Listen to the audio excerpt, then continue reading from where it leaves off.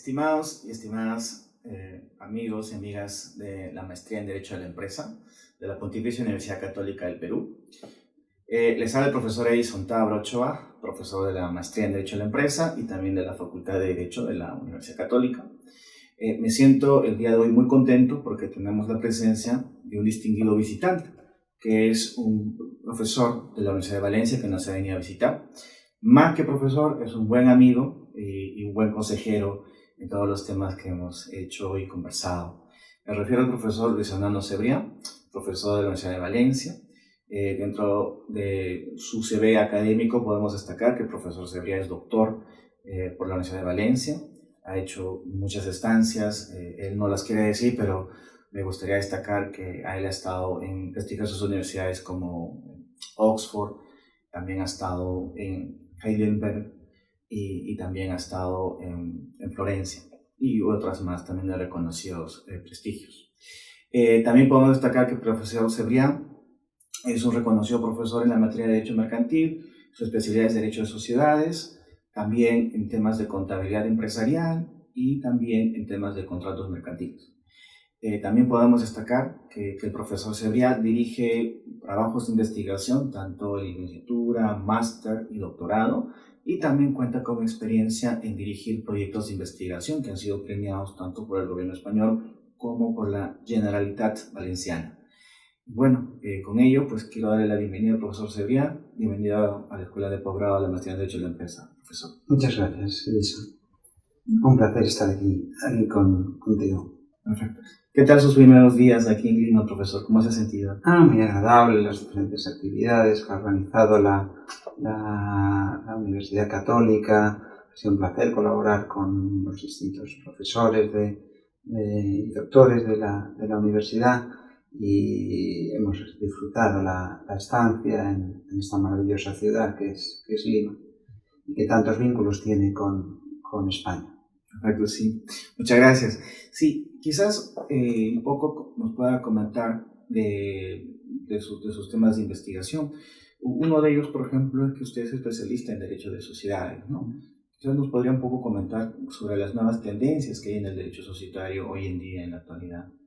Sí, al menos en España, el derecho de sociedades podemos decir que se encuentra en una continua transformación que viene en buena parte determinada por la legislación comunitaria, la imposición de ciertas normas que se han de importar o trasladar al derecho español.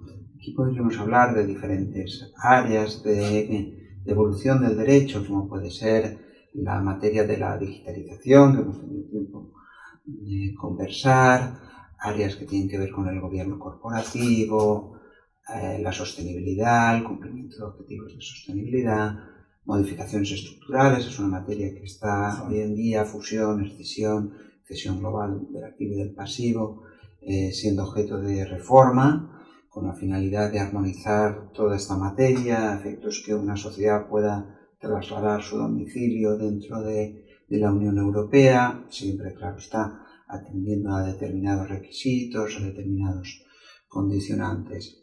Junto a ello se ha de señalar también que uno de los aspectos más relevantes de modificación es todo lo que tiene que ver con la ley del mercado de valores, que ha sido objeto de reforma también recientemente, incorporando nuevos instrumentos financieros, nuevos medios de registro de títulos valores, lo cual creo que da una imagen más actualizada del derecho de sociedades a las exigencias de los nuevos fenómenos económicos y sociales que estamos viviendo. Y profesor Cebrián, ¿cuáles son los atributos o características que hoy en día debe reunir, ¿no?, toda sociedad comercial?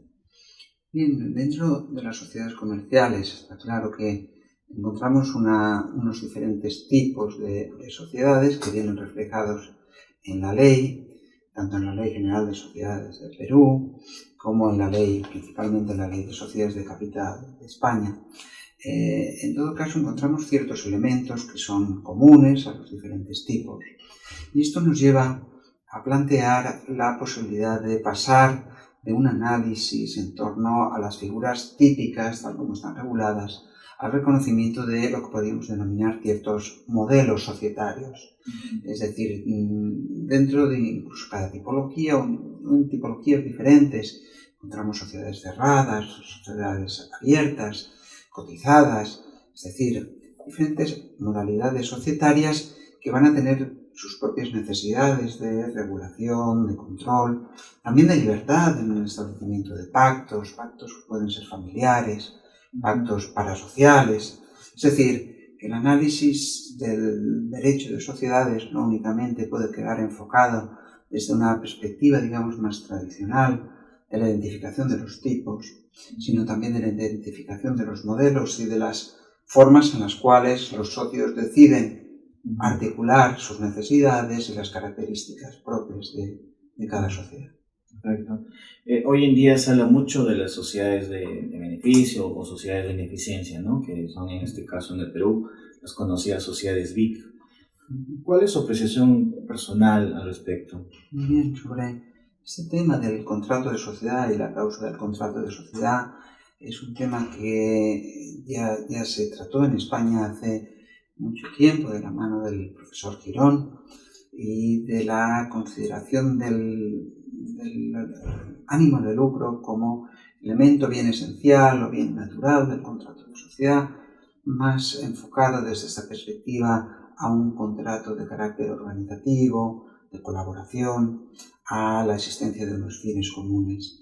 Esta cuestión, que ha sido ampliamente debatida, digamos, en los ordenamientos de corte latino, que mantenían esta restricción en la identificación de la figura, sin embargo ha llevado principalmente desde una orientación del denominado interés iluminado, ilustrado, desde algunos estados del derecho estatal en los Estados Unidos, a la aparición de nuevas formas sociales. Aquí podemos hablar de diferentes formas, de la sociedad con rendimientos reducidos o limitados, hasta las sociedades de carácter flexible, o la que parece que finalmente haya tomado mayor cuerpo, mayor presente, como son las sociedades benefit, aquí traducidas e incorporadas en diferentes países de Latinoamérica. En primer lugar creo que fue Colombia en el año 2018, se ha ido extendiendo a otras jurisdicciones como las sociedades de beneficio e interés común. Aquí la perspectiva ha sido distinta, yo diría, mientras que en Europa una jurisdicción como la italiana ha recogido esta figura a través de la società benefit, principalmente para las sociedades de dimensiones más reducidas. Parece que otras jurisdicciones, como la alemana, más próxima a este concepto de visión institucional organizativa de las sociedades, no han tenido necesidad de regular esta cuestión, y Francia también ha regulado de forma general, si bien con una denominada sociedad con misión, una misión específica que no es estrictamente la de ánimo de lucro, ha tratado estas cuestiones. En España tenemos reconocido a través de una ley de creación y crecimiento de empresas desde finales del año pasado una modalidad similar, que son estas sociedades BIC.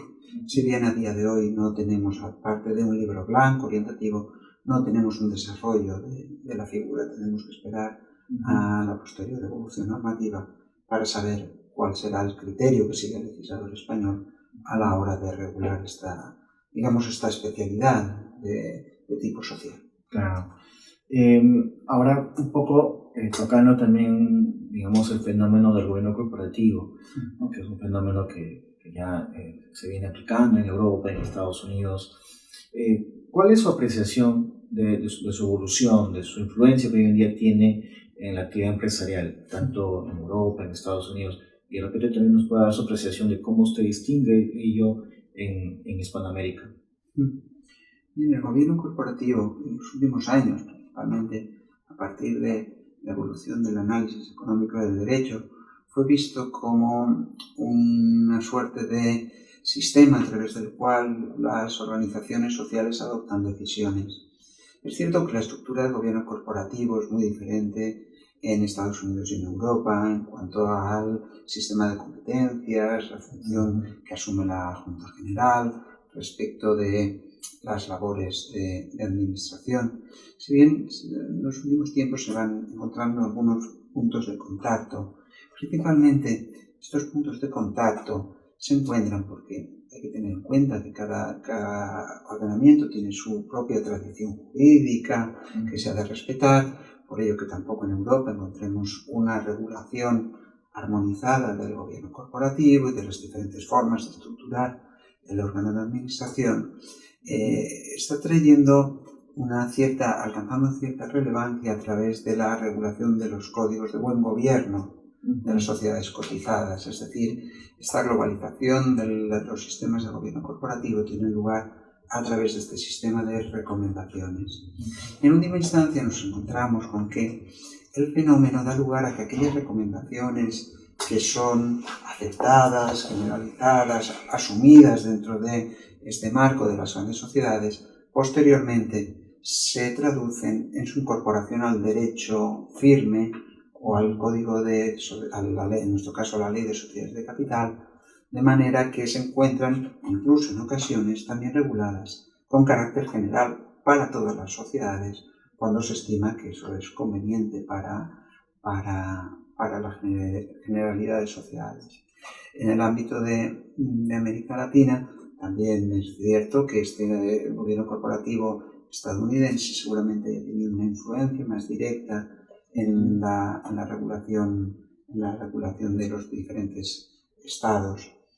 Igualmente, los informes de gobierno corporativo que han sido asumidos paulatinamente en las diferentes jurisdicciones. Si bien América Latina siempre es de una imagen de mayor diversidad, ¿verdad? Siempre se habla, ¿no?, si el buen gobierno corporativo tiene que ser regulado o autorregulado. Hace 4 años aproximadamente, el profesor José Miguel Indilujo, también profesor de la Universidad de Valencia, estuvo por aquí y nos hablaba un poco, ¿no?, del fenómeno del soft law, del hard law, de la autorregulación, de la regulación. A su modo de ver, profesor, ¿un buen gobierno corporativo debe ser regulado o quizás autorregulado? Aquí la cuestión no es sencilla de responder, en el sentido de que hemos de entender que los socios han de mantener una cierta libertad a la hora de configurar sus relaciones dentro del ámbito de las sociedades. Porque si esto no es así, nos podemos encontrar con que una restricción excesiva a la libertad de los socios lleve a que estos busquen otras opciones organizativas a la hora de regular estas relaciones. Con lo cual, digamos que el éxito de las sociedades o la hegemonía de las sociedades puede resultar afectada si establecemos excesivas restricciones. Desde este punto de vista, es cierto que hay determinados objetivos de política jurídica que se han de integrar. La cuestión es cómo integrarlos. Si bien se siguen unas pautas, unas recomendaciones que puedan ser asumidas y esa aceptación a su vez lleve a una regulación ya de carácter imperativo para aquellos supuestos excepcionales en los cuales se considere que hay otras sociedades que no siguen estas pautas y sin embargo tienen un beneficio, digamos, fuera de este margen que no podrían obtener el resto de sociedades. Entonces tenemos que buscar, digamos, un punto de equilibrio, que no siempre es sencillo, entre la imposición de normas, la consideración de sanciones y también de incentivos para que las sociedades puedan cumplir con estos objetivos que tienen un efecto no solo al interior de la sociedad, sino que también contribuyen a destra a favorecer la sostenibilidad y los criterios que permitan ser respetuosos con los valores actuales de la sociedad. Quizás pasando a otro plano, usted ha hecho muchos trabajos de investigación, es un reconocido investigador en materia mercantil. Una de las cosas que siempre se presentan en la promoción del derecho mercantil, sobre todo en lo que es investigación, es precisamente sobre qué atributos, ¿no?, un buen investigador que quiere investigar de repente en materia mercantil debe contar, ¿no? Porque a veces hay mucho temor a nivel de los estudiantes, tanto de máster, de licenciatura como de doctorado, en escoger un tema mercantil, ¿no? Entonces, bajo su apreciación, profesor, ¿qué atributos usted considera imprescindibles para investigar en derecho mercantil? Desde mi impresión, la primera cuestión sería evidentemente tener una sólida base de formación jurídica, preferentemente, obviamente, si estamos hablando de derecho mercantil o derecho comercial, respecto de las competencias, de conocimientos, habilidades en la utilización de los instrumentos de conocimiento del derecho mercantil o del derecho comercial, de tal manera que nos encontremos con que esas habilidades pueden ser trasladadas a los trabajos de investigación. En este sentido, la formación ha de ser constante, es decir, el investigador siempre se está formando. También es cierto que el estudioso, el práctico en materia de derecho, no concluye sus estudios una vez finalizada la estancia en la universidad, sino que posteriormente ha de continuar estando actualizado en sus conocimientos, en su formación, e incorporar sus experiencias a sus capacidades. Desde esta perspectiva, es cierto que el derecho cada vez tiene una mayor amplitud de miras y la conveniencia de obtener una cierta especialización en una materia que permita a este estudiante, alumno, práctico, focalizarse en aquellas áreas donde se encuentre más cómodo o tenga una vocación, un interés superior. A partir de ahí, las habilidades son variadas y las metodologías de estudio del derecho mercantil también. En todo caso, yo les diría a los estudiantes que lo más importante no es en sí considerar el reto o el destino al cual pretenden llegar, sino considerar el camino, la vocación que tienen, el interés que tengan por estudiar una determinada materia, la curiosidad que esto les pueda llevar y la visión de la aplicación práctica o la orientación de sus conocimientos a aplicarlos a la realidad y también realizar aportaciones que sirvan para perfeccionar el sistema jurídico, para incorporar determinados valores a la comunidad a la que pertenecen, es decir, para tratar de mejorar la convivencia y el sistema jurídico en su conjunto. Bien, profesor. Y quizás un poco añadiendo alguna pregunta que a veces cualquier estudiante que quiera investigar en cualquier área, no solamente la mercantil, se hace, ¿no? ¿Cuál es el aporte que la investigación académica puede brindarle, ya sea a su formación, a su práctica? Porque verá que hay muchos chicos que creen que la investigación es más propia de docentes, ¿no? O de investigadores que desean obtener el título de doctor o de máster, pero a lo mejor no ven un poco más allá de lo que puede aportarles la investigación, ¿no? ¿Qué nos podría decir al respecto? Yo a estos estudiantes, estos alumnos que se plantean si investigar o cuál es el aporte que les puede causar la investigación, les diría que el principal entendimiento, podríamos traer aquí las palabras del profesor Garrigues, que decía, no, mire, el derecho mercantil no es un derecho que es, sino que es un derecho que está siendo constantemente. Es decir, ellos no pueden tener una foto fija de la realidad y plantear esto que estoy estudiando es una realidad inamovible. Es cierto que las instituciones tienden a permanecer, pero también lo es que el derecho en sus diferentes aspectos, sus diferentes aristas, sufre modificaciones constantes y hay que tener el conocimiento de estas modificaciones. ¿Qué permite, por lo tanto, la investigación?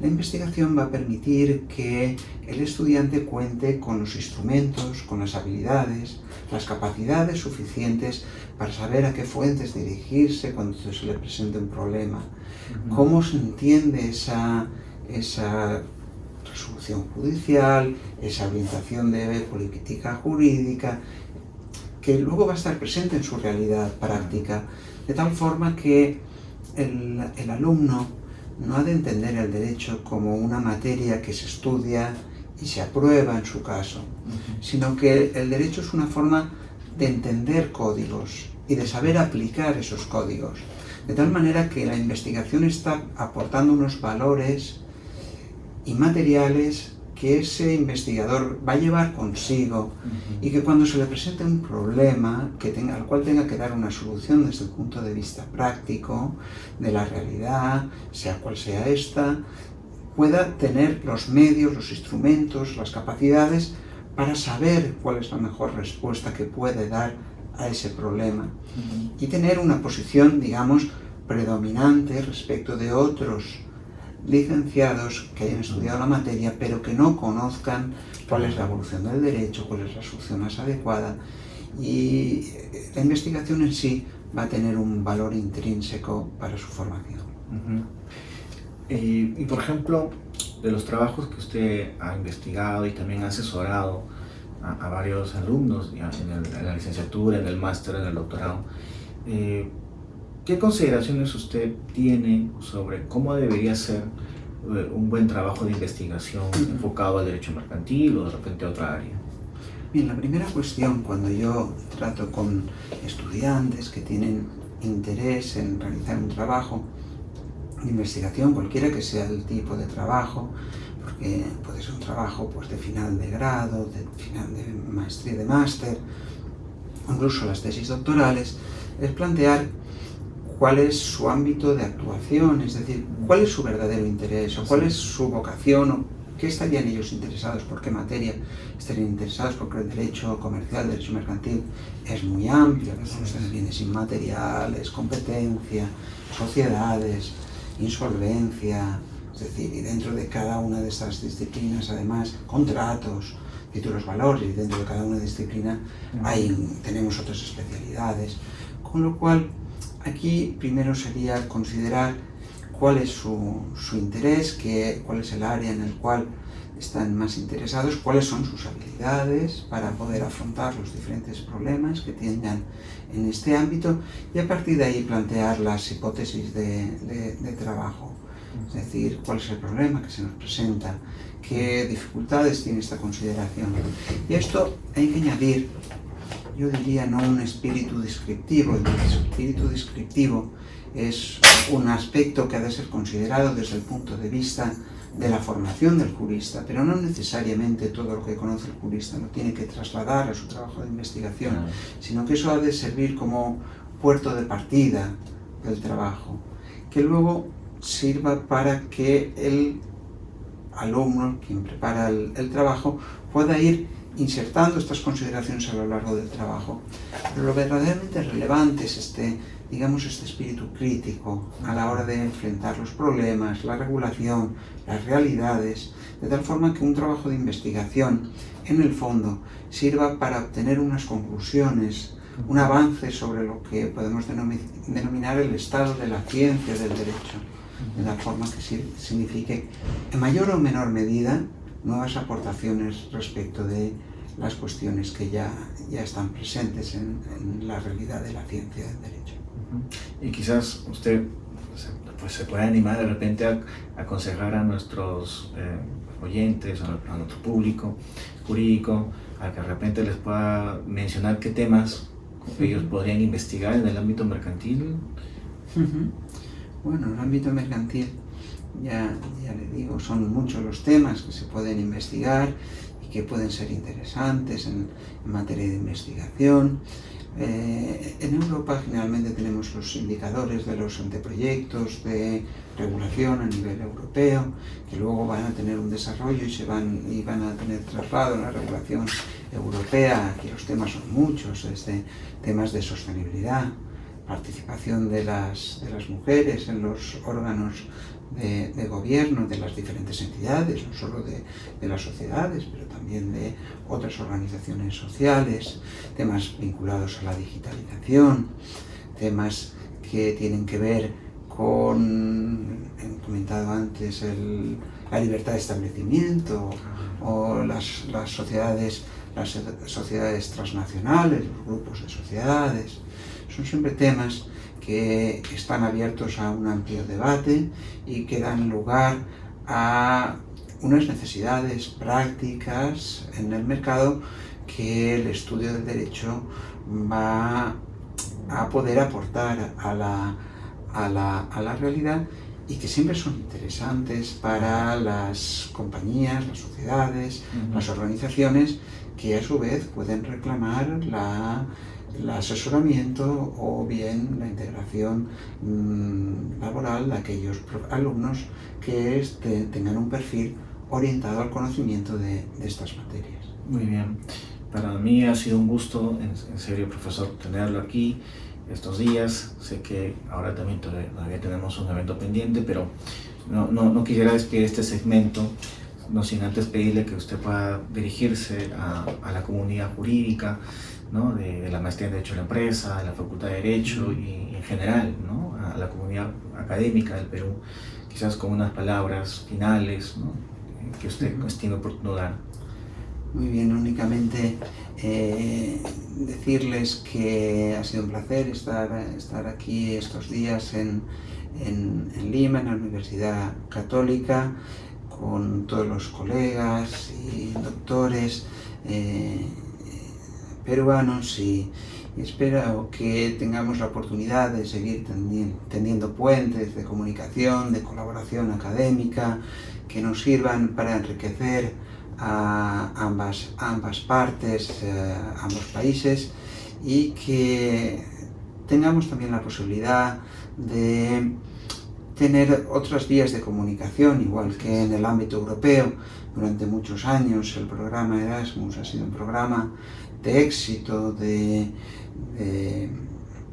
presencia de estudiantes europeos en las diferentes universidades, y así parece que va a continuar en los años venideros, que tengamos también la oportunidad de recibir estudiantes, doctorandos, o en su caso doctores, como ya tuvo oportunidad el profesor Edison Tábara, de venir a la Universidad de Valencia y colaborar en diferentes iniciativas académicas que creo que van a enriquecer a todos, además en dos países que tienen unos vínculos culturales y sociales tan estrechos. Muchísimas gracias, profesor. Amigos y amigas de la Maestría en Derecho de la Empresa, de Escuela Posgrado, muchas gracias por seguirnos en esta entrevista. Conmigo será hasta otra oportunidad. Gracias.